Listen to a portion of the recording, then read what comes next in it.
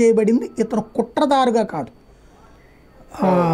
ఏది సాక్ష్యాల తారుమారు నిందితుడిగా చూపించారు కాబట్టి అక్కడ ఆ పాయింట్ ఆఫ్ వ్యూలో అతనికి బెయిల్ వచ్చింది. ఇప్పుడు సుప్రీంకోర్టు జోక్యం చేసుకోవాలి అంటే వీళ్ళు చూపించే ఆధారం సిబిఐ లేదు ఇతనే కుట్రదారు అని చూపించాలి.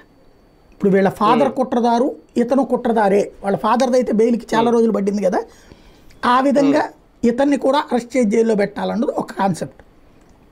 ఇంకొకటి ఎవరైతే వల్లభనేని వంశీని ఒక టార్గెట్ చేస్తున్నారో అతన్ని జైల్లో పెట్టాలని, అతనికి ఉన్నటువంటి చుట్టూ ఉన్న టీంని దెబ్బకొట్టాలి. అందులో భాగంగానే ఇవాళ వల్లభనేని వంశీకి సంబంధించిన అనుచరుల్ని పాత హత్యా ప్రయత్నం కేసులో అరెస్ట్ చేసి పంపించారు. ఇది నిన్న పేపర్లో ఏదో వచ్చిందంటే 2014 అన్నారు, కాదు 2024 అంటే ఈ ఏడాది జనవరిలో జరిగినటువంటి ఒక మర్డర్ అటెంప్ట్. అది వాస్తవంగా రియల్ ఎస్టేట్ వ్యాపార గొడవలో అన్నటువంటి కోణమేమో నాడు వాళ్ళు ఫోకస్ చేశారు. కాదు అది పొలిటికల్ రైవలరీ, వంశీనే చేయించాడు అన్నటువంటిది ఇక్కడ కీ పాయింట్ అయింది.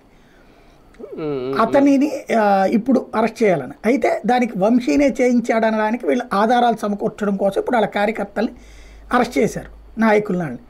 వాళ్ళతో ఏదన్నా థర్డ్ డిగ్రీ ప్రయోగించి లేకపోతే వాళ్ళ రిమాండ్ రిపోర్ట్ ఏదన్నా బేస్ చేసి, అంటే ఇప్పుడు మిగతా వాటి ఎట్లా